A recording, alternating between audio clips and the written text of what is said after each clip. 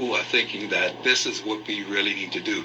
There are people who call and say, look here, we've got to introduce and talk about Arithia Komalafe, and she wants to be on the show and so forth and so on. That kind of stuff happened. Now, I'm saying because of those many things here, we may have a conversation going. And I'm open-minded, friends, to everyone in this conversation, because this is still our country. Nobody can dictate to us, even though they have been dictating to us. This is still the Bahamas, and we are still the sovereigns of the Bahamas. Okay? So let's get that straight. This is what this is all about. And we are going to talk today about those many elements. So, Glenn Rowe, you were here yesterday. You partook in so many things.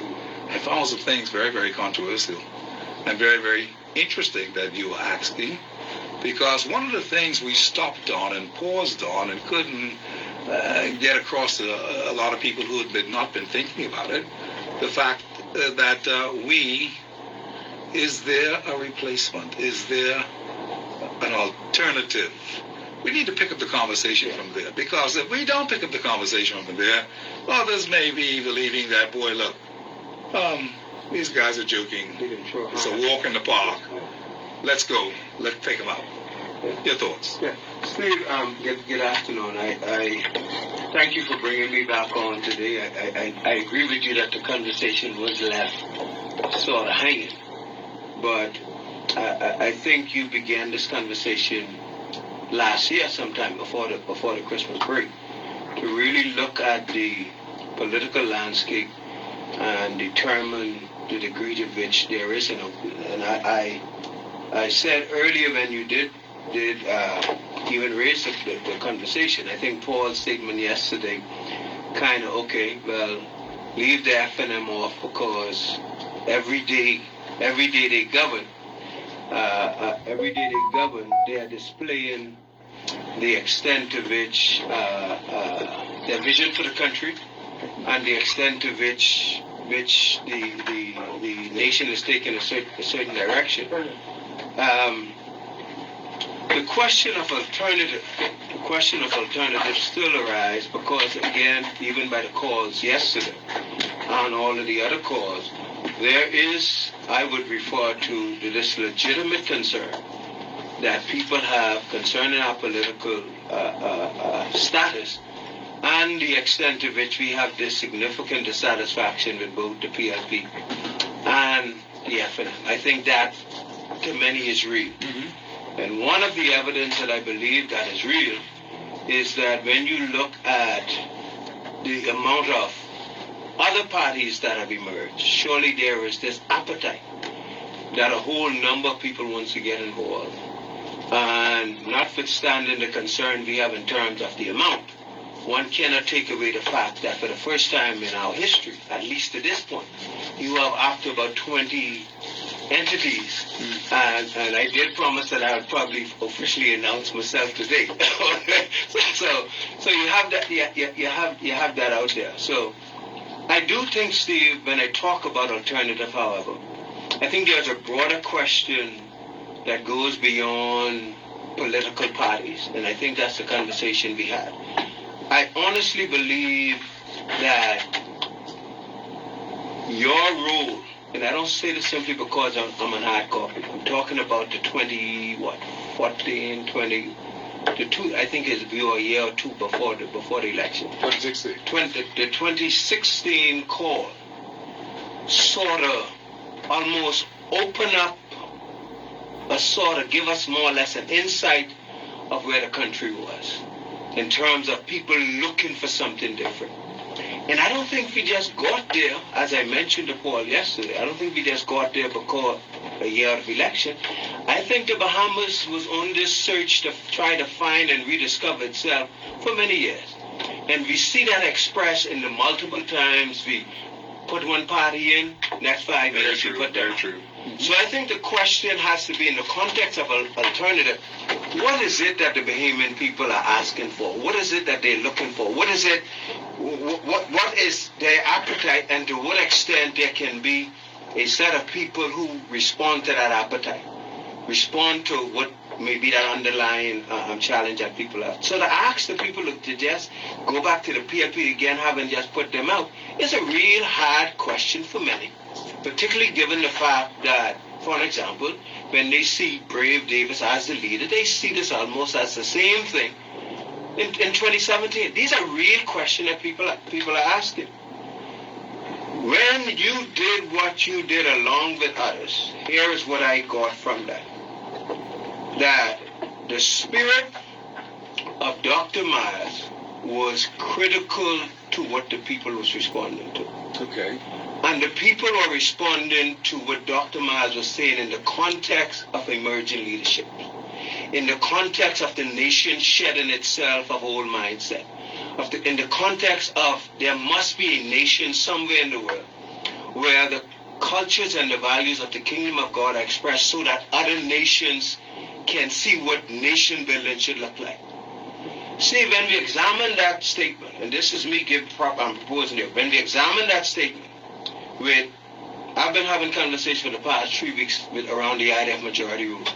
And when I listen to men like Professor Curry, when I listen to Prescott Smith and listen to Fane Thompson in the context of understanding the breadth of this nation, understanding the role in which the founding fathers saw that this little nation have an opportunity to become the greatest nation in the world, understanding the extent to which ours is what I would refer to as a righteous mandate, because that was the basis and the premise upon which they were founded.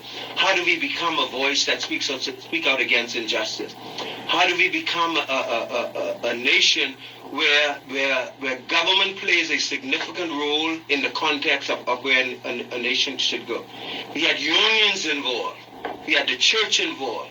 I spoke with some pastors, Bobby Colbrook, I think his father was Mr. Colbrook, who was involved in it.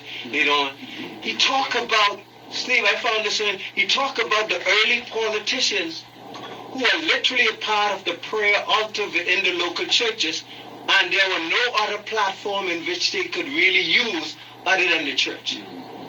So when I think about what gave way to this nation, when I think about what happened in 2016 and the cry went out and people from all walks of life, irrespective of their politics, began to respond to that early cry, to me, I believe that the nation is hungry for a couple things. One, for us to rediscover our righteous path, for us to rediscover what the founding fathers envisioned, for us to come to a place to believe and accept that this nation have an opportunity, even when we see it in the national anthem, when we hear it in their message, we hear this common theme, when we see it within the context of the preamble of the Constitution.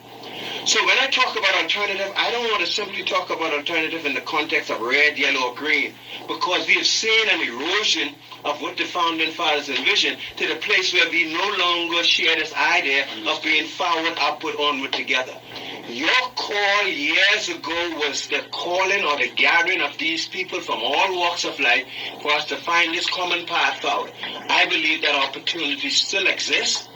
I believe as it relates to all of these fragmented groups, even people who are still PLPs, who feel that the PLP have not lived up to its expectation. People who are FNMs, who are questioning whether or not they should even continue to be a part of. I think the time now is, can we, in the spirit of majority rule, once again summon a people to a common cause, summon to a people to a sense of what the destiny of this nation fits in, and the extent to which is natural resources, the extent to which we want to rid ourselves of corruption, the extent to which all of these various groups and stuff can get themselves together. See, I believe if we find a way, and nobody does messaging in my mind better than you. I'm throwing this out to you because I believe, just as you send some sound out there and the people respond, that you, along with others, have an opportunity to reshape this narrative and the extent to which is summoned us to get. Because where do we go? We can no longer allow politics to divide us. And that's why the challenge for us, as I sort of just bring a top to this, that's why the challenge for all of those groups there is simply this. Can we find a common path forward?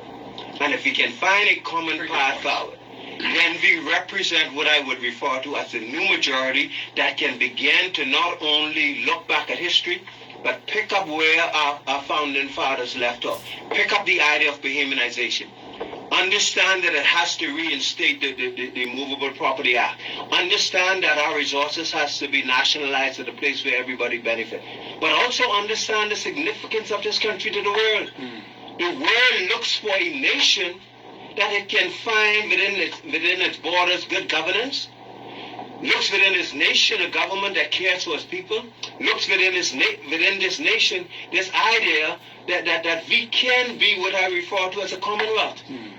And if we can find a way to become that and do that again, I believe we'll not only bear true for the founding fathers, but we'll build a foundation upon which the next generation can find a group of people who are not interested in continuously divide them. That's what our politics have become.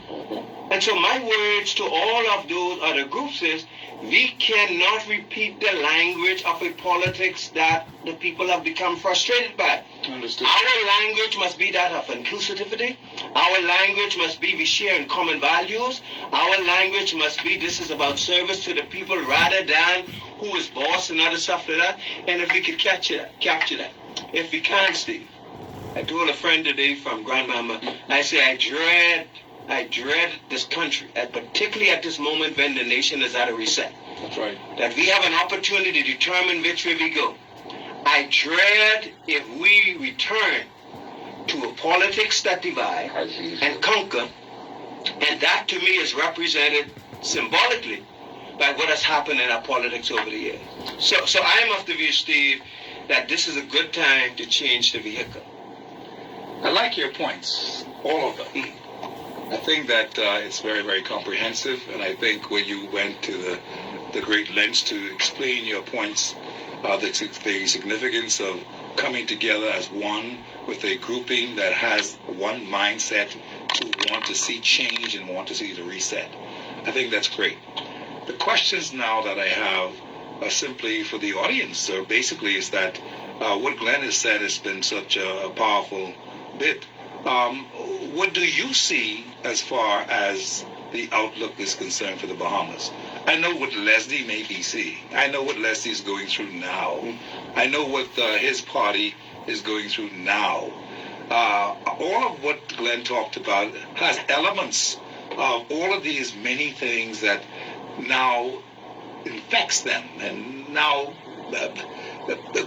deals with their situation, because we would not be sitting here talking about a man like a Leslie Miller want to run and serve. That couldn't happen. But as long as he could run and serve and do his job, he should be able to. See, when we get into the dynamics of what has happened here, the separation of the politics that we have come to know, the division in politics that we've come to know, we have to do better than this.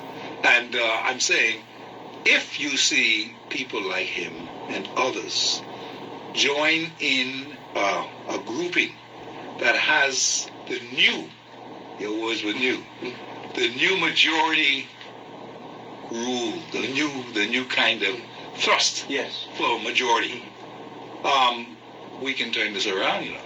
It is not too late. And when you see people like my good brother here from the DNA, ready to take a chance. See, significantly, Brandon McCartney never really wanted to take a chance earlier in the game. He was thinking, this is my party, this is what I did, this is what I did. And so there was a holdout. There was a hold off. And that's why yesterday, I know you wondered why I asked Paul if he would run for the DNA. That was a question out of nowhere. And he said yes. See, but what I'm saying to you is that... No, what I'm saying to you is that what a difference a day makes. Once upon a time, there was this big argument within the framework of the DNA. Paul and so many others, even myself and others. The question now is, will you all work together? That's a question not for us. That's the question for the leadership. Yeah. Because the leadership now has to go and look at creating the platform Yes, sir. for it. Yes. And I say this, by the way, that while Leslie may even poke and laugh at some things, because he knows some things personally, and some things that you should say, you shouldn't say. The point is this. At the end of the day, would Leslie Miller take a chance and do the same thing? See, if you take these chances and you do that, the next thing you know, you have a group following you that has influence. Exactly. A group following you that has the kind of mindset. A group following you that has experience. Yes. Something that the PLP and others want to throw away. You cannot throw away. I have a big problem when people want to throw away experience. You can't, because you'll get rid of things like the Immovable Property Act. You'll get rid of things like the whole idea of cultured social services in its true essence. It won't work. See, if you got the right people following you, and that builds up, others will come, and that's where you form the new majority. And Steve, they already exist. And something you said, I shouldn't say publicly on radio when you're talking. I felt chill bumps. I mean, that's churchy language, right? But the point you was making is this, which is very important. While we have these fragmented parties out there, which is good, and we commend all of them who wants to take this on. Mm-hmm. So no one should hear me in the context of despising them. People have different ideas in terms of where the country is, and they want to communicate that and express that in that way. But on the other hand, Steve, no one can deny that what is happening on the other side, what is happening on these two political entities side, mm-hmm. is an internal erosion that we've never seen before. Mm-hmm. So much so. And it's only because it's time to change. Exactly. So much so that even a Leslie Miller... We've got to modernize. Exactly. A Leslie Miller is no longer deemed acceptable in that way. You see? Yeah. And these two... I never thought I'd see that. And these two groupings have no intent whatsoever to even undo or consider that part of this change should be about the change of system of governance. That's not even on the table for them. Why? Because their only interest is to continue a governance that serves their best interests. And this is why the question of to the leader of the DNA, the question to all of those others out there is to understand this moment. What does this moment call for? And allow that kind of leadership, humility, grace, to become the new paradigm, because now is the time to shift the focus of power and authority to the people. There can be no other conversation. And they are youthful, and they are the people who Miles Monroe talked about. You see, people has forgotten that this has been now a situation that we have been trying to pull down and suppress. Like we can do this. We don't have to do that. We don't have to go back to Egypt. We don't have to... See, it's already been said. Yes. It's already been said. Yes. Either we do this or we go back.